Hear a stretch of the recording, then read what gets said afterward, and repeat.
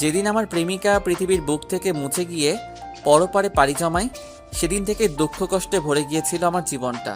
প্রতিনিয়ত যন্ত্রণা, বেদনা, কষ্টে আমি ঘুমের মধ্যে কেঁদে উঠি। এমনও দিন গেছে তার স্মৃতিগুলো আমাকে ঘুমোতে দেয়নি। প্রতিনিয়ত নির্ঘুমে তার স্মৃতিগুলো শুধু আমাকে কাঁদিয়েছে। আজও তার কথা খুব মনে পড়ছে। কষ্টে বুকের ভেতরটা আমার কুঁকড়ে উঠছে। সৃষ্টিকর্তা কেন বারবার আমার সাথে এমন করে? আজ নিজের পরিবারের সামনে মাথা উঁচু করে থাকতে পারি না। তাদের সম্মুখে এখন শুধু আমি একজন চরিত্রহীন কুসন্তান হিসেবে খ্যাতি লাভ করেছি। আজ কোনো অপরাধ না করেও অপরাধীর খাতায় নাম লিখিয়েছি। কি দোষ করেছিলাম আমি? রহিকা কেন আমার সাথে এমনটা করলো? কি আমার অপরাধ? ধীরে ধীরে দিন যতই বাড়ছে, আমার উপর পরিবারের অবহেলা ততই বাড়ছে। একটা সময় আমি না খেয়ে থাকলে সারা বাড়িতে তোলপাড় সৃষ্টি হয়ে যেত, কিন্তু আজ দুবেলা দুমুঠো খেয়েছি কিনা কেউ জিজ্ঞেস করারও প্রয়োজন বোধ করে না। এমন কোনো দিন নেই যে রহিকা বাবার হাতে আমাকে মার না খাইয়েছে। এমনকি সেদিন নিজের আপন ছোট বোনটাও এসে চরিত্রহীন ধর্ষক বলে আমাকে থাপ্পড় মেরেছিল। বুক ভরা কষ্টে যেন আমার হৃদয়টা ফেটে যাচ্ছিল। প্রতিদিন চোখের সামনে রহিকার নোংরামিগুলো দেখেও না দেখার ভান করে থাকতে হয় আমাকে। কিছু বলতে গিয়েও বলতে পারি না। আবার কোনো অভিযোগ নিয়ে পরিবারের সামনে লাঞ্ছনা, অপমান করে এই ভয়ে। রাত যখন 2:30, ঘড়ির কাঁটায় ছুঁই ছুঁই করছে, তখন আমি বেলকনিতে দাঁড়িয়ে দাঁড়িয়ে কাঁদছিলাম। আকাশটা কালো মেঘে ঢেকে গেছে। কিছু সময় পরপর বিজলি চমকাচ্ছে। সামনের দিক দিয়ে বাতাস বয়ে আসছে। ছোট ছোট করে হালকা হালকা বৃষ্টি পড়াও শুরু হয়েছে। চোখ বুজলে শুধু সেই তাকে দেখতে পাই। আর যদি সে থাকতো, তাহলে যে করেই হোক আমাকে এই কঠিন পরিস্থিতির শিকার কখনো হতেই দিত না। আজ অনেক দিন হয়ে গেল তার কবরটাকে এক নজরও দেখা হয়নি। সে মৃত্যুর আগে বলেছিল আমি যেন প্রতিদিন তার কবরটাকে একবার হলেও দেখে আসি। কিন্তু কি করেই বা বাহিরে বের হব? আমার যে এখন বাহিরে বের হওয়া নিষিদ্ধ। হঠাৎ হালকা হালকা বৃষ্টি পড়া থেমে গিয়ে আকাশটা মেঘাচ্ছন্ন থেকে পরিষ্কার হয়ে যায়। স্পষ্ট আকাশের তারাগুলো চোখের সামনে ভেসে উঠছে, আর তার সাথে তারাদের মাঝে ভালোবাসার প্রিয় মানুষটির নিষ্পাপ মায়াবী মুখটিও ভেসে উঠছে। পরের দিন সকালে যখন একসঙ্গে সবার সামনে লজ্জায় মাথা নিচু করে ধীরে ধীরে খাবার খাচ্ছিলাম, তখন হঠাৎ বাড়ির কলিং বেলটা টনটন করে বেজে উঠল। না চাইতেও কেন জানি খুব আগ্রহ নিয়ে তাকিয়েছিলাম দরজার দিকে। চাচি গিয়ে দরজাটা খুলে দিল এবং যাকে দেখলাম তাকে দেখে আমার খাবার আর গলা দিয়ে নামলো না। নিমিষের ভয়ে কিছুটা থমকে যাই আমি, কারণ ঠিক সামনে আমার প্রেমিকা দাঁড়িয়ে আছে, যে আজ থেকে 2 বছর আগে মারা গেছে। কিন্তু এটা কি করে সম্ভব? মৃত মানুষ কি করেই বা আবার জীবিত হয়ে ফেরত আসবে? এই মুহূর্তে আমার মাথাটা যেন ঝিমঝিম করছে।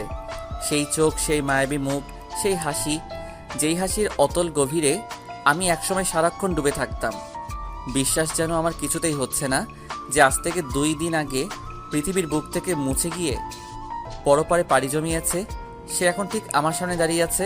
সত্যি কি আমার প্রেমিকা সাইবা অসম্ভবকে সম্ভব করে আমাকে এই কঠিন পরিস্থিতি থেকে উদ্ধার করতে ফিরে এসেছে, নাকি এ কোনো বহুরূপী? আমার জানা মতে সাইবার কোনো যমজ বন্ধু, দূরে থাক কোনো বোনই ছিল না। কিন্তু আমার সামনে দাঁড়িয়ে থাকা হুবহু সাইবার মতো মেয়েটা ঠিক কে? বাবা যখন নিজের খাওয়া ছেড়ে সাইবার মতো দেখতে মেয়েটিকে জিজ্ঞেস করলেন, তুমি কে মা, কেন এসেছো এখানে? বাবার কথার উত্তরে সাইবার মতো দেখতে মেয়েটি যা বলল তা শুনে পরিবারের বাকি সদস্যগুলো যার যার খাবার খাওয়া ছেড়ে আমার দিকে অবাক করা এক দৃষ্টিতে তাকিয়েছিল। বাবার কথার উত্তরে সাইবার মতো হুবহু দেখতে মেয়েটি হাসি মাখা মুখ নিয়ে বলল, আমি আপনার ছেলের বউ। আমাদের সম্পর্কটা অত্যন্ত গভীর। আমাদের অনেক আগেই বিয়ে হয়ে গেছে। আমি এখানে এসেছি শুধু আপনার ছেলের জন্য। কান নামক এক যন্ত্র দিয়ে মেয়েটির মুখ থেকে এমন কথা যে শুনবো তা আমার কল্পনারও বাইরে। আমি যখন কিছু বলতে যাব তখন বাবা আমাকে থামিয়ে দিয়ে সাইবার মতো দেখতে মেয়েটিকে বললেন, তোমার মাথা কি ঠিক আছে? তুমি এসব কি বলছো? আমার মাথা ঠিক আছে আমরা প্রেম করে বিয়ে করেছি। আমার জানার মতে আমার ছেলে শাহরিয়ারের কোনো প্রেমিকা ছিল না। হয়তো আপনার ছেলে আপনাকে জানায়নি, তাই জানতে পারেননি কখনো। এখন ঠিক কি চাচ্ছ তুমি? আমার কিছুই চাই না, শুধুমাত্র শাহরিয়ারকে চাই। তুমি কি জানো শাহরিয়ারের ঘরে বউ আছে? হ্যাঁ জানি, তারপরেও আমি ওকেই চাই। তোমাদের বিয়ের কি কোনো প্রমাণ আছে? হ্যাঁ, থাকবে না কেন, নিশ্চয়ই আছে। আমি ঠিক ভালো করেই জানতাম এমন প্রশ্ন উঠবেই, তাই আমাদের বিয়ের প্রমাণ স্বরূপ এই পেপারগুলো আমি সঙ্গে করেই নিয়ে এসেছি। অতঃপর মেয়েটি কিছু পেপার বাবার হাতে তুলে দেয়। বাবা পেপারগুলো ভালো করে দেখার পর আমার কাছে এসে ঠাটিয়ে 2 থাপ্পড় মেরে বললেন, এক সময় কত গর্ব করে সবাইকে বলতাম তুই আমার ছেলে, কিন্তু আজ তোকে নিজের সন্তান বলে পরিচয় দিতে আমার প্রচুর পরিমাণ ঘৃণা হচ্ছে। তোকে নিয়ে কত স্বপ্ন দেখেছিলাম রে বাবা, তুই একদিন খুব বড় হবি, অনেক দূরে এগিয়ে যাবি, আমাদের মুখ উজ্জ্বল করবি। কিন্তু তুই কি করলি? প্রথমে এই মেয়েটাকে গোপনে বিয়ে করলি, তারপর রহিকাকে শুনশান জায়গা নিয়ে। ছি, আমার ভাবতেই শরীরটা ঘৃণায় শিরশির করে ওঠে। তুই আমার ছেলে হতেই পারিস না। বাবা, তুমি আমার কথাটা একবার শোনো, বিশ্বাস করো। চুপ কর কুলাঙ্গার, তোর এই পাপ ভরা মুখ থেকে আমাকে আর বাবা বলে ডাকবি না। তোকে একটা কথা পরিষ্কার করে বলছি, তুই যদি এ বাড়িতে থাকতে চাস তাহলে তোকে ওই মেয়েটাকে ত্যাগ করে রহিকার সাথে থাকতে হবে। আর তুই যদি ওই মেয়েটির সাথে থাকতে চাস তাহলে তোকে এ বাড়ি থেকে চিরদিনের জন্য ত্যাগ করতে হবে। ডিসিশন তোর হাতে। জানি না বারবার কেন আমার সাথে এমনটা হয়, কেন আমি বারবার কঠিন পরিস্থিতির সম্মুখে পড়ি। মাথায় যেন আমার ধরছে না কি থেকে কি করব।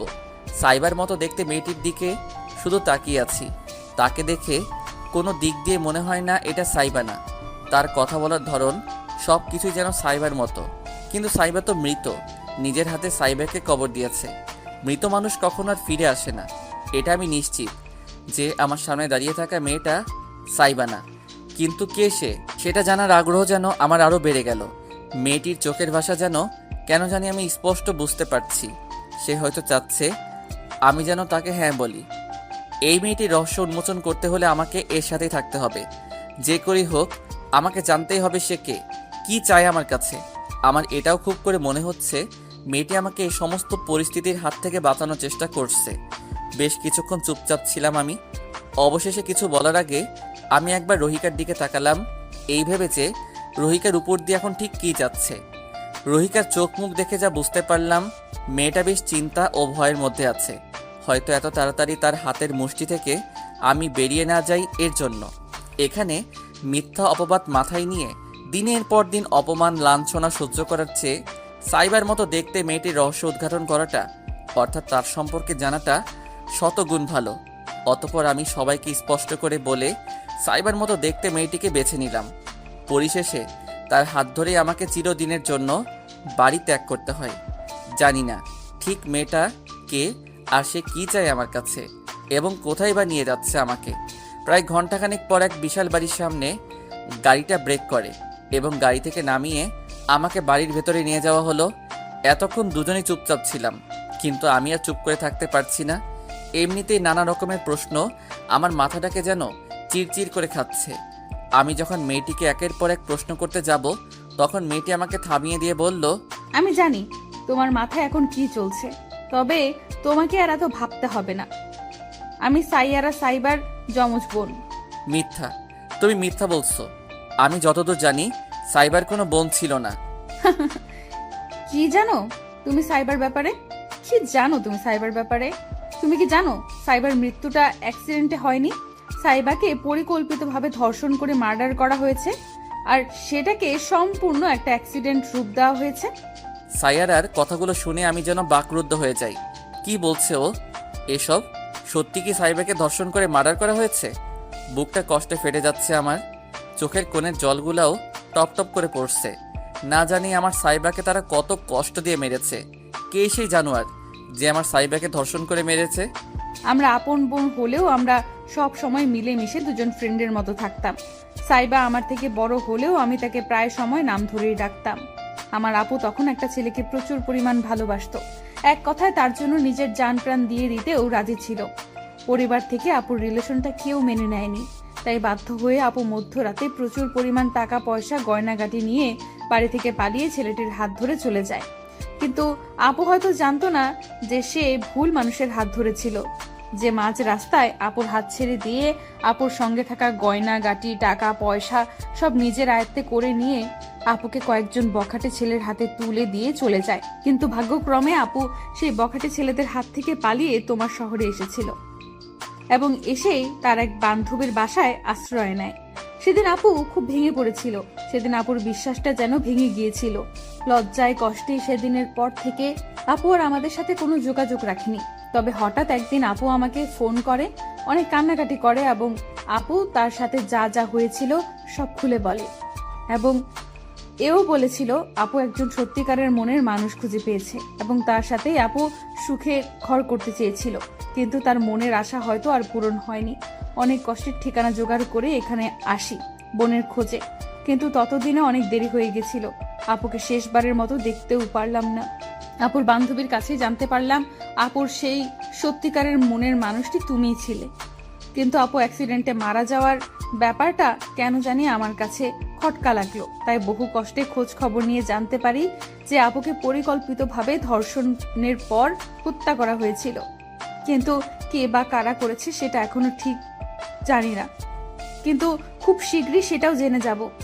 তোমার বাসার কাজের লোকটাকে টাকা খাইয়ে তোমার ব্যাপারে জানতে পারি, তাই আমার মনে হয়েছে আগে সেখান থেকে তোমাকে উদ্ধার করাটা বেশি প্রয়োজনের। তাই ফেক কিছু পেপার নিয়ে তোমাদের বাসায় এন্ট্রি নিয়ে তোমাকে ওখান থেকে বের করে আনলাম। আর এখন যে কথা আমি তোমাকে বলবো তা শুনলে হয়তো তুমিও চমকে উঠবে। তুমি কি জানো আপুর সাথে কে প্রেমের মিথ্যা অভিনয় করে মাঝ রাস্তায় টাকা পয়সা গয়নাগাটি নিয়ে বখাটে ছেলেদের হাতে তুলে দিয়ে চলে গিয়েছিল? কে সেই জানোয়ার? সে আর কেউ না, তোমার বোনের হবু বর রাফসান। কি? হ্যাঁ, ঠিকই শুনেছ। আর এখন রাফসানের প্রথম শিকার হচ্ছে তুমি, আর দ্বিতীয় তোমার বোন। আর সবচেয়ে দামি কথাটা হচ্ছে রোহিকা। হ্যাঁ, রোহিকা, আর এই রোহিকা আর কেউ না, স্বয়ং রাফসানের স্ত্রী মহোদয়। হোয়াট? এটা কি শুনলাম আমি? রোহিকা রাফসানের স্ত্রী? একের পর এক আশ্চর্য ধরনের কথা আমার মাথায় আর বহন করা পসিবল হচ্ছে না। এত বড় চক্রান্তের শিকার আমি, কিন্তু কেন? তোমার বোনের ছোটবেলাকার বান্ধবী রোহিকা আর রাফসান হচ্ছে একে অপরের পরিপূরক, অর্থাৎ তারা একে অন্যের বিভিন্ন খারাপ কাজের সহযোগী। তাদের বিয়ে গোপনে হয়েছে এবং তারা তাদের সম্পর্ক গোপনীয়ভাবেই বজায় রাখছে। মিথ্যা বলবে না শাহরিয়ার, তোমার বোন ধর্ষিতা, তাই না? সাইয়ারার মুখে হঠাৎ এমন কথা শুনে কেন জানি আমার শরীরের প্রত্যেকটা লোম দাঁড়িয়ে যায়। আমার বোন ধর্ষিতা, এটা খুব কম মানুষই ব্যাপারটা জানে, কিন্তু সাইয়ারা এসব কথা কি করে জানলো? আমি একটু গম্ভীর কণ্ঠে বললাম, হ্যাঁ, কিন্তু এটা তুমি কিভাবে জানলে? তোমার তো জানার কোনো প্রশ্নই আসে না। আমি সব জানি শাহরিয়ার, আর এটাও খুব ভালো করেই জানি যে সেদিন তুমি রোহিকা আর রাফসানকে পার্কে নোংরামি করার সময় হাতে নাতে ধরেছিলে, আর তার পরের দিনে রোহিকা তোমাকে তার বানানো ফাঁদে ফেলে দেয়, যে ফাঁদ দিয়ে তুমি চাইলেও আর উঠতে পারছো না। তুমি কি মনে করেছিলে পার্কে নোংরামি করার সূত্র অনুযায়ী তোমাকে রোহিকা মিথ্যা অপবাদে ফাঁসিয়েছে? সেটা ভেবে থাকলে তুমি ভুল। আচ্ছা, যাই হোক, তুমি কি এটা জানো যে তোমার বোনকে কার নির্দেশে ধর্ষণ করা হয়েছে? না, অনেক খুঁজেও বোনের সর্বনাশকারীর সঠিক তথ্য পাইনি। যেদিন তোমার বোন কলেজ থেকে ঢাকা থেকে ট্যুরে কক্সবাজার এসেছিল, তখন তোমার বোনের সাথে রোহিকাও ছিল, তাই না? হ্যাঁ, নিশ্চয়ই ছিল। তুমি হয়তো এটা জানো না যে রোহিকাই তোমার বোনকে প্রাকৃতিক মনোরম সুন্দর দৃশ্য দেখানোর ছলে এমন একটা জায়গায় নিয়ে যায় যেখানে কোনো অঘটন ঘটলেও যেন অতি সহজে কেউ টের না পায়। পরিশেষে যা অঘটন ঘটার তা তো শেষমেশ ঘটেই গেল। সেদিন রাফসানের নির্দেশেই একদল জানোয়ার তোমার বোনের সবচেয়ে দামি জিনিসটা চিরতরে কেড়ে নিয়েছিল, যা দাঁড়িয়ে দাঁড়িয়ে দেখেছিল রোহিকা। আচ্ছা, সেদিন কি তোমাদের কারোর মাথায় এই প্রশ্নটা আসেনি যে তোমার বোনের সাথে রোহিকাও তো ছিল, কিন্তু তাকে কেন জানোয়ারগুলো ছেড়ে দিয়েছিল? এই ব্যাপারটাই আমার কাছে সবচেয়ে বেশি খটকা লেগেছিল, এবং এই খটকা থেকেই সবকিছু আমার কাছে পরিষ্কার হতে থাকে। তোমার বোনের সাথে এরূপ করার প্রধান কারণ হচ্ছে রাফসান যেন তোমার বোনকে বিয়ে করতে পারে। বর্তমানের এই সমাজে ধর্ষিতা মেয়েদের বিয়ে দেওয়াটা অত্যন্ত কষ্টসাধ্য ব্যাপার, কিন্তু সবকিছু যেন শুনেও যদি তোমার বোনকে বিয়ে করার প্রস্তাব যদি তোমার বাবার কাছে নিয়ে যায়, তাহলে তোমার বাবা কি করেই বা তা এত সহজে প্রত্যাখ্যান করে দিতে চাইবে? তোমার বাবা হয়তো রাফসানের লোক দেখানো ভালো দিকটাই দেখেছে, যদি খারাপ দিকগুলো দেখতো তাহলে কিছুতেই রাজি হতো না। আর সবচেয়ে মূল্যবান কথা হলো তোমাকে ফাঁসানোর একটাই কারণ, যাতে তোমার বাবা তোমাকে তার ধন সম্পদ থেকে চিরকালের জন্য বহিষ্কার করে দেয়। আর একবার যদি তোমাকে বহিষ্কার করা হয়, তাহলে তোমার বাবার কোটি কোটি টাকার সম্পত্তি তোমার বোনই পাবে। আর তোমার বোন যদি ধন সম্পদগুলো পেয়ে যায়, তাহলে কি হবে ভেবে দেখেছো? তোমাদের পরিবারটা শেষ পর্যন্ত রাস্তায় নেমে আসবে, কারণ রাফসান তোমার বোনের কাছ থেকে সম্পত্তিগুলো নিজের আয়ত্তে করে নেওয়ার পর তোমার বোনকে টিস্যু পেপারের মতো ছুঁড়ে ফেলে দিবে। মানুষ খারাপ হয়, কিন্তু এতটা জঘন্য খারাপ হবে সেটা আমি কল্পনাতেও আশা করিনি। আজ ধন সম্পত্তির লোভ মানুষকে কোথায় নিয়ে গেছে! ছি, শুধুমাত্র সামান্য ধন সম্পত্তির লোভে এত বড় চক্রান্ত! আমার বোনের ইজ্জত কেড়ে নিয়েছে, আমাকে সবার সামনে চরিত্রহীন হিসেবে আখ্যায়িত করেছে। আমি কাউকে ছাড়বো না। রাগে আমার চোখ আগুনের মতো লাল হয়ে গেছে। আমি ওই রাফসানকে প্রাণে বাঁচতে দিব না। অনেক পাপ অন্যায় করেছে, এবার সময় এসেছে সব অন্যায়ের তীব্র জবাব দেওয়ার। হ্যাঁ, তবে এখন না, আরো কিছুদিন পর। না, আমি আর অপেক্ষা করতে পারছি না। আর বেশি দিন নেই আমার হাতে, কারণ 2 সপ্তাহ পর বোনের বিয়ে। আর আমি বেঁচে থাকতে রাফসানের মতো একটা চরিত্রহীন ছেলের সাথে বিয়ে কিছুতেই হতে দিব না। সাইয়ারা আমাকে কিছু বলতে গিয়েও বলতে পারিনি, কারণ তার আগে তার ফোনটা টং করে বেজে ওঠে। ফোন রিসিভ করে ওপাশ থেকে কারো বলা কথাগুলো মনোযোগ সহকারে শোনার পর ফোনটা ফ্লোরে ছুঁড়ে মেরে চোখটা রাগে লাল করে বলল, রাফসানের নিঃশ্বাস নেওয়ার যন্ত্রাংশ বন্ধ করার সময় এসে গেছে। কাল সকালে ও আর সূর্যের আলোর সাথে সাক্ষাৎ করতে পারবে না। আজ রাতেই ও চিরকালের জন্য ওর দমটা ছেড়ে দিবে। তুমি জানতে চেয়েছিলে আমার আপুকে কে পরিকল্পিতভাবে ধর্ষণ করে মেরেছে। সে আর কেউ না, সে হলো রাফসান। এমনকি এতে তার সহযোগিনী অর্ধাঙ্গিনী রুহিকাও সহযোগিতা করেছে। কতটা নির্মম মানের মহিলা ও দুশ্চরিত্রা না হলে এমন একটা ঘৃণিতপূর্ণ কাজেও নাকি কেউ কাউকে সাহায্য করে। আমার জীবনে রুহিকার মতো মেয়ে হয়তো আর দেখিনি। পাপ যখন করেছে, তবে পাপের শাস্তি তো তাকে উভয়কে পেতেই হবে। রাত হওয়ার অপেক্ষা করো, সবকিছু টের পেয়ে যাবে। কথাগুলো বলেই সাইয়ারা হনহনিয়ে কোথায় যেন গেল। হয়তোবা রান্নাঘরে হবে। সোফায় বসে আছি, রাগ আর কষ্ট দুটোই আমাকে জ্বালিয়ে পুড়িয়ে মারছে। আমি ছেলে মানুষ হয়েও রিল্যাক্সে ঠিকমতো বসে থাকতে পারছি না। আর ওদিকে সে মেয়ে হয়েও কতটা রিল্যাক্সে রান্নাঘরে গিয়ে রান্না করছে। উফ, কিছুতেই শান্ত হয়ে বসে থাকতে পারছি না। ইচ্ছে করছে ওদের দুজনকে গলা চেপে মেরে ফেলি। দিন ফুরিয়ে রাত হয়ে গেল।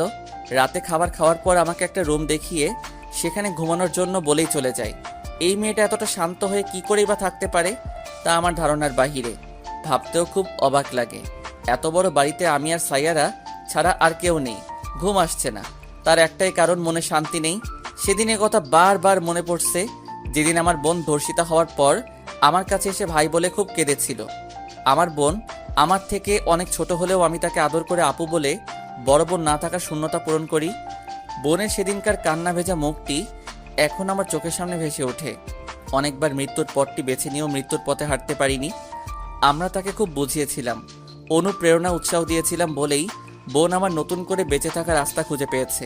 অনেকবার বিয়ে হতে গিয়েও ভেঙে গেছে, কিন্তু আজ বা কাল যখন তার বিয়ে আবার ভেঙে যাবে, তখন তার মনের অবস্থা ঠিক কেমন হবে?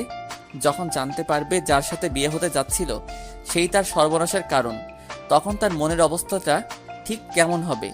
যখন জানতে পারবে সবকিছুর মূলে তার ছোটবেলার বান্ধবী রুহিকাও ছিল, তখন আমার বোন না জানি কতটা কষ্ট পাবে, আঘাত পাবে।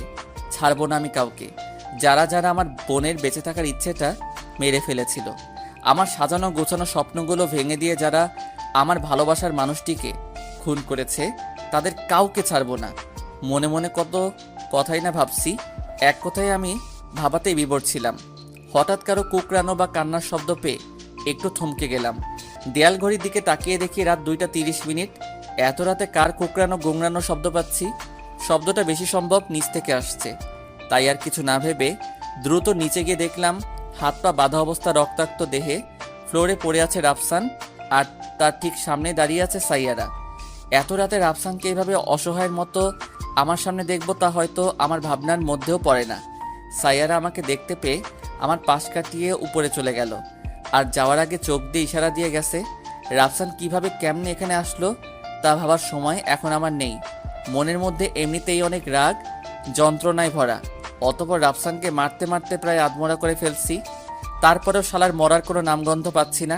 নিজের সমস্ত দোষ স্বীকার করে নিয়ে পা ধরে বারবার জীবন ভিক্ষা চাচ্ছে রাফসান, কিন্তু ও যা পাপ করেছে তার ক্ষমা আমি কেন, কেউই করবে না। হঠাৎ দেখতে পেলাম সাইয়ারা উপর থেকে নিচে নামছে এবং হাতে তার মাংস কাটার ধারালো দা। জবাই টবাই করবে নাকি? অতঃপর দেখলাম সাইয়ারা রাফসানের দেহে প্রাণ থাকা অবস্থাতেই রাফসানকে কেটে টুকরো টুকরো করে ফেলে। কেন জানি সাইয়ারাকে এখন অন্যরকম লাগছে, স্বাভাবিক মনে হচ্ছে না। হঠাৎ তার এমন ভয়ানক রূপ দেখে আমার হার্টবিটটাই বন্ধ হয়ে যাওয়ার উপক্রম। 3 দিন পর রাফসানের টুকরো টুকরো লাশ পুলিশ ডাস্টবিনের ময়লা আবর্জনা থেকে উদ্ধার করে। রাফসানের মৃত্যুর দুদিন পর রোহিকা সবার সামনে নিজের সমস্ত কুকীর্তি স্বীকার করে জেলে যাওয়ার এক সপ্তাহ পর জেলের ভিতরে পুলিশ তার লাশ দেখতে পায়।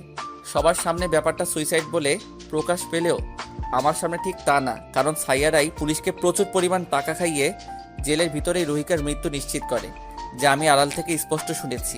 এখন আমি সাইয়ারার সাথেই আছি, তবে তার সেদিনকার ভয়ানক রূপটা কেন জানি এখন আমার চোখের সামনে ভেসে ওঠে। প্রায় সময় সাইয়ারাকে দেখলে কেন জানি মনে হয় সে মানসিকভাবে সুস্থ না।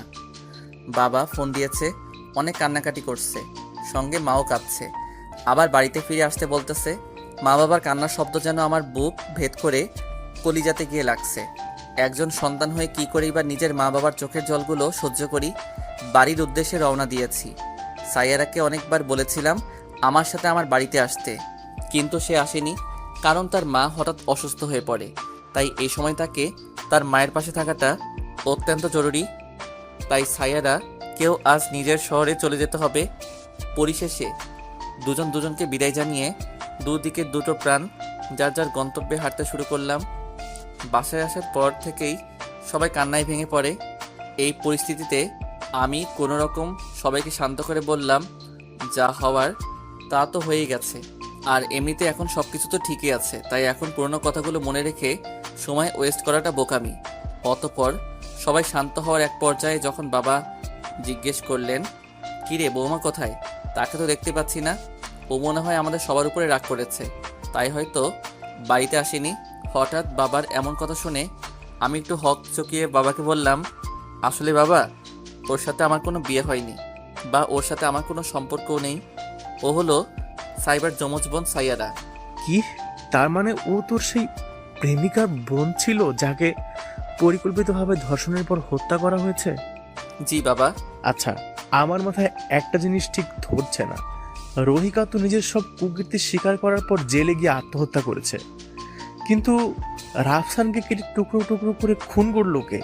যাই হোক, যেই বা যারা কাজটা করেছে ঠিকই করেছে। ওর মতো ছেলেদের এমনই হওয়া উচিত। রাফসানকে কেটে টুকরো টুকরো করা থেকে রোহিকার মৃত্যুর পিছে যে সাইয়ারার হাত আছে তা আমি সবার থেকে এড়িয়ে নিজের রুমে চলে আসলাম। কতদিন পর নিজের অগোছালো রুমটায় আসলাম। আহ, কি অনুভূতি আর অনুভূতি! এতদিন সাজানো গোছানো রুমে থাকায় নিজের অগোছালো রুমটাকে খুব মিস করছিলাম। যাই হোক, চোখে আজ আমার ভীষণ ঘুম। বিছানায় গা এলিয়ে দিতে ঘুম এসে আমাকে তার নিজের সাথে করে ঘুমের দেশেতে নিয়ে গেল। ধীরে ধীরে কেটে গেল 1 মাস। গতকাল আমার বোনের জন্মদিন ছিল। জন্মদিনে সাইয়ারা ও তার পরিবার সহ এসেছিল। কয়েক মিনিট আগে সাইয়ারা ফোন করেছিল, দ্রুত এয়ারপোর্টে আসতে বলেছে। আশ্চর্য, এই সময় আমাকে কেন আবার এয়ারপোর্টে আসতে বলল? যতই হোক, সাইয়ারা যখন এয়ারপোর্টে আসতে বলল তখন তো যেতেই হবে। 2 ঘন্টা পর এয়ারপোর্টে এসে দেখি সাইয়ারা একটা ছেলের সাথে দাঁড়িয়ে কার জন্য যেন অপেক্ষা করছে, হয়তো আমার জন্য। আমাকে দেখতে পেয়ে সাইয়ারা একটু রেগে গিয়ে বলল, এতক্ষণ লাগে এখানে আসতে? সেই কখন থেকে তোমার জন্য অপেক্ষা করছি, তোমাকে একটা সুখবর দিব বলে। সাইয়ারার রাগে ভরপুর মুখের দিকে তাকাতেই কেন যেন আবার সেই দিনে কার সাইয়ারার ভয়ানক রূপটি চোখের সামনে ভেসে উঠছে। যাই হোক, এসব না ভাবাই হয়তো আমার জন্য বেটার হবে। আমি মাথার পিছনে হাত রেখে বললাম, ট্রাফিক জ্যাম বেশি ছিল। আচ্ছা ঠিক আছে, এর সাথে পরিচয় হয়ে নাও। ও হলো আমার বাবার ফ্রেন্ডের ছেলে রাজ। আজই লন্ডন থেকে এসেছে। 2 সপ্তাহ পর আমার আর রাজের বিয়ে ঠিক হয়েছে। এই নাও কার্ড। বিয়ের কদিন আগেই তোমার পরিবার নিয়ে আসবে কিন্তু। সাইয়ারার কথাগুলো যেন আমার মাথার ঠিক উপর দিয়ে দ্রুত বেগে চলে গেল। মন আমার কেন জানি বারবার বলছে, কাটটি নিস না, চলে যায় এখান থেকে। কিন্তু তারপরও না চাইতেও সাইয়ারার হাত থেকে কাটটি নিয়ে হৃদয় ভাঙার কষ্টগুলো লুকিয়ে হাসি দিয়ে বললাম, আচ্ছা ঠিক আছে। চোখের সামনে দিয়ে ছেলেটির সাথে চলে গেল সাইয়ারা, কিন্তু তাতে আমি কেনই বা কষ্ট পাচ্ছি? আমার তো খুশি হওয়ার কথা, আনন্দে উৎফুল্ল হওয়ার কথা। সব কিছু ছেড়ে আমার চোখ থেকে কেনই বা জল গড়িয়ে টপ টপ করে পড়ছে। বাসায় চলে আসলাম, মায়ের হাতে কাটটি দিয়ে বললাম, 2 সপ্তাহ পর সাইয়ারার বিয়ে, কদিন আগেই সেখানে উপস্থিত হতে হবে, তাই সবাই আগে থেকে সবকিছু গুছিয়ে তৈরি হয়ে নিও। কথাগুলো বলে নিজের রুমে চলে আসলাম। চোখ দুটো বন্ধ করে দেয়ালের সাথে হেলান দিয়ে মেঝেতে বসে আছি। একটা কথাই ভাবছি, সাইয়ারার বিয়ের কথা শুনে আমি কেন কষ্ট পাচ্ছি। দুপুরে বোন আমার খাবার খেতে ডাকতে এসেছিল। আজ সে নিজের হাতে রান্না করেছে।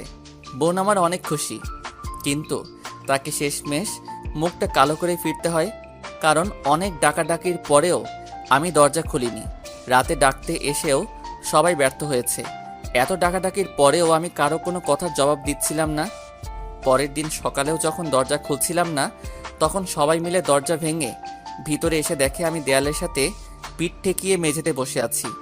সবাই আমাকে চারিদিক দিয়ে ঘিরে ধরে এক একজন এক এক রকমের প্রশ্ন করছে, তবুও আমার মুখ থেকে কোনো শব্দ বের হচ্ছিল না।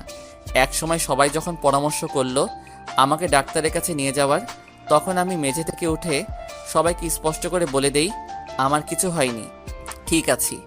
দিন যতই যাচ্ছে আমার করুণ অবস্থা যেন কারো সহ্য হচ্ছিল না। কেউ কেউ ঠিক আন্দাজ করতে পেরেছে সাইয়ারার বিয়ের কার্ড বাড়িতে নিয়ে আসার পর থেকেই আমার এমন অবস্থা। না আছে খাওয়া, না আছে নাওয়া, চুপচাপ নিজের রুমে বসে থাকাটাই আমার কাজ। সাইয়ারার বিয়ের 2 দিন আগে তাদের বাড়িতে পরিবার নিয়ে হাজির হলাম। খুব সুন্দরভাবে আপ্যায়ন করে ঘরে তুলেছে আমাদের। রাতে ছাদে দাঁড়িয়েছিলাম, সেই সময় সাইয়ারাকে দেখতে পেলাম। আমার অপর প্রান্তের এক কোণে দাঁড়িয়ে আছে চুপচাপ। কি ব্যাপার, এত রাতে মেয়ে হয়ে ছাদের এক কোণে একাকী দাঁড়িয়ে আছে, ভয়টাই করে না নাকি? অতঃপর আমি সাইয়ারার কাছে গিয়ে সাইয়ারাকে অনেক ডাকাডাকির পরেও যখন দেখলাম কোনো শব্দ করছে না, তখন বাধ্য হয়ে সাইয়ারার কাঁধে হাত রাখতে গিয়ে ও কেন যেন হাত রাখতে পারলাম না, কারণ আমার সেই অধিকার নেই। হয়তো সাইয়ারার এই মুহূর্তে কথা বলার কোনো ইচ্ছে নেই, বা আমার সাথে এখন কথা বলতে চাচ্ছে না, তাই হয়তো চুপচুপ দাঁড়িয়ে আছে। অতএব আর কিছু না ভেবেই আমাকে থাকার জন্য যে রুমটা দেওয়া হয়েছে সেই রুমে গিয়ে বুক ভরা চাপা দেওয়া কষ্টগুলো আঁকড়ে ধরেই ঘুমিয়ে পড়লাম। পরের দিন সকালে সাইয়ারা ও রাদের সাথে অনেক ঘোরাঘুরি করি। তারা উভয়ে অনেক খুশি, কিন্তু খুশি নেই আমি। আজ রাত পেরিয়ে গেলেই কাল সাইয়ারার বিয়ে। রুমে বসে আছি বুক ফাটা কষ্ট নিয়ে, কারণ এখন আর কিছুতেই সাইয়ারার সামনে গিয়ে দাঁড়ানো আমার পক্ষে সম্ভব না। হঠাৎ পিছন থেকে বাবা আমার কাঁধে হাত রেখে বললেন, আমি জানি তুই সাইয়ারাকে ভালোবেসে ফেলেছিস। কি বলছো বাবা? এটা সত্যি না। আমি কেন সাইয়ারাকে ভালোবাসবো? মিথ্যা বলিস না, তোর চোখ মুখে স্পষ্ট বলে দিচ্ছে। তুই শুধু একবার বল বাবা, তারপর দরকার হলে আমি সাইয়ারার পা ধরে বলবো সেজন্য এই বিয়ে না করে। ছি বাবা, এসব কি বলছো তুমি? বাবা হয়ে ছেলের জন্য কেনই বা কারোর সামনে মাথা নিচু করবে? আমি এটা কিছুতেই চাইবো না। আমার বাবা কারোর সামনে মাথা নিচু করুক। আর এমনিতেই আমি সাইয়ারাকে ভালোই বাসি না, ওকে শুধু আমার একজন ভালো ফ্রেন্ড ভাবি, জাস্ট, আর কিছু না। তুমিও না কি যে বলো বাবা, হা হা হা। অতঃপর বাবা চলে গেলেন। রুমের দরজা বন্ধ করে দিলাম আমি। বুকের ভিতরে অজস্র যন্ত্রণা হচ্ছে আমার। আজ নিজেকে আমি আর আটকাতে পারছি না। মনের অতল গভীরে লুকিয়ে থাকা কষ্টগুলো নিজের সামনে প্রকাশ করার সময় এসে গেছে। চোখ থেকে তো সেই কখনই অনাবরত অশ্রু ঝরছে। আমার জীবনটা কেন এত কষ্টের?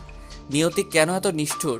প্রথমে সাইবাকে আমার থেকে কেড়ে নিয়েছে, আজ সাইয়ারাকেও আমার থেকে কেড়ে নেওয়া হচ্ছে। ভাগ্য কেন প্রতিবার আমার সহায় হয় না? চোখের জল গড়িয়ে গড়িয়ে এক মনে কেঁদেই চলেছি আমি। থামার কোনো নামগন্ধই এখন আমার নেই। হঠাৎ কারো বিকট চিৎকারের আওয়াজ শুনতে পেলাম। দ্রুত চোখ মুখ ভালো করে মুছে নিয়ে রুম থেকে বের হয়ে দেখি রাজ চিল্লাচিল্লি করছে। রাজকে ঘিরে দাঁড়িয়ে আছে অনেক মানুষ। তাদের মধ্যে সাইয়ারার বাবা যখন রাজকে জিজ্ঞেস করলেন, কি হয়েছে বাবা? তখন রাজ ভয়ে হকচকিয়ে বলল, আঙ্কেল, সাইয়ার কিছু একটা হয়েছে। সাইয়ার সাথে দেখা করতে সাইয়ার রুমে গিয়ে তাকে না পেয়ে যখন ছাদে খুঁজতে আসি, তখন সাইয়ারাকে ছাদের এক কোনায় দাঁড়িয়ে থাকতে দেখি। আমার অনেক ডাকাডাকির পরেও যখন কোনো শব্দ করছিল না, তখন আমি ওর কাঁধে হাত রাখা মাত্রই ও আমাকে ধাক্কা মেরে ফেলে দিয়ে আমার গলা চেপে ধরে। আমার দম যেন সেই মুহূর্তে বন্ধ হয়ে আসছিল। বিশ্বাস করুন, আমি তখন অনেক ভয় পেয়ে গেছিলাম, তাই অনেক কষ্টে ছাদ থেকে পালিয়ে আসতে সক্ষম হই। আঙ্কেল, আমার খুব ভয় হচ্ছে। গতকাল রাতেও তো আমি সাইয়ারাকে একইভাবে চুপচাপ নীরবে দাঁড়িয়ে থাকতে দেখেছিলাম। আমিও তো অনেক ডাকাডাকি করেছিলাম। আমিও তো সাইয়ারার কাঁধে হাত রাখতে গিয়েও রাখিনি। যদি আমিও রাখতাম তাহলে আমারও কিরূপ এক অবস্থা হতো ভাবলেই গাটা শিরশির করে ওঠে। রাজের চোখ মুখ দেখে বোঝাও যাচ্ছে না যে সে মিথ্যা বলছে। বেচারা হয়তো অনেক ভয় পেয়েছে, যা ওকে দেখলেই বোঝা যায়। রাজের কথা শুনে সবাই ছাদে গিয়ে দেখতে পেল সাইয়ারা ছাদের একপাশে অজ্ঞান হয়ে পড়ে আছে। সঙ্গে সঙ্গে সবার মাঝে যেন একটা আতঙ্কের সৃষ্টি হয়ে গেল। অতঃপর সাইয়ারাকে সবাই ধরাধরি করে নিজের রুমে নিয়ে আসলো। সাইয়ারার বাবা খুব চিন্তার মধ্যে আছে। তাকে দেখে এটাও মনে হচ্ছে তিনি কিছু লুকাচ্ছে। মেয়ের পাশেই বসে বসে কাঁদছে মা। ডাক্তারকে ফোন দেওয়া হয়েছে, আসতে একটু দেরি হবে। আমি যখন সাইয়ারার বাবাকে কিছু জিজ্ঞেস করতে যাব তার আগে রাজ বলে ফেলল, আচ্ছা আঙ্কেল, সায়ার কি হয়েছে? আপনাকে দেখে মনে হচ্ছে কিছু লুকাচ্ছেন। প্লিজ বলুন আমাকে, দয়া করে কিছু লুকাবেন না আমার কাছে। কাল আমাদের বিয়ে, আমার জীবনের প্রশ্ন। রাজের কথা শুনে সাইয়ারার বাবা খানিকটা চুপ থাকার পর বললেন, আসলে সায়ারার মানসিক প্রবলেম আছে। সায়ারা তার বোন সাইবাকে খুব ভালোবাসতো। সাইবা না খেয়ে থাকলে সায়ারাও খেত না। সাইবা কাঁদলে তার সাথে সায়ারাও কাঁদতো। তারা দুজনে এক ড্রেস পরে ঘুরে বেড়াতো। তাদেরকে দেখে চেনা খুব কঠিন হয়ে যেত যে কোনটা ঠিক কে। তারা দুজনের চলাফেরা, কথা বলার স্টাইল সহ সব কিছুই এক ছিল। কিন্তু যেদিন সায়ারার থেকে সাইবা আলাদা হয়ে যায়, তখন সায়ারা খুব একা হয়ে পড়ে এবং খুব ভেঙেও পড়ে। আস্তে আস্তে নিজের মানসিক ভারসাম্যহীন হয়ে পড়ে। মাঝে মাঝে সায়ারা নিজেকে সাইবা মনে করে এমন পাগলামি করে থাকে। ডাক্তার বলেছিল সায়ারাকে যাতে যত তাড়াতাড়ি পারি যেন বিয়ে দিয়ে দেয়, কারণ তার এই মুহূর্তে একজন ভালো জীবনসঙ্গী প্রয়োজন, যে সায়ারার সুখে দুঃখে সব সময় পাশে থাকবে। তাহলেই দ্রুত সুস্থ হওয়ার আস্থা আছে। সাইয়ারার বাবার কথা শুনে সেদিন রাজ আর কিছু বলল না, নিজের বাড়িতে চলে গেল। রাজ আর সাইয়ারার বাড়ি পাশাপাশি হওয়াতে আসতে যেতে কোনো প্রবলেম হয় না। পরের দিন সকালে সবার সামনে রাজ বিয়ে ভেঙে চলে যায়, কারণ তার মতে এমন মানসিক ভারসাম্যহীন মেয়েকে বিয়ে করা সম্ভব না। বিয়ে বাড়ি বলে ব্যাপার, লোকজনে ভরা, এমনিতেই সাইয়ারার বাবার সম্মান প্রায় যায় যায় অবস্থা। পরিশেষে সাইয়ারার সাথে আমার বিয়ে হয়।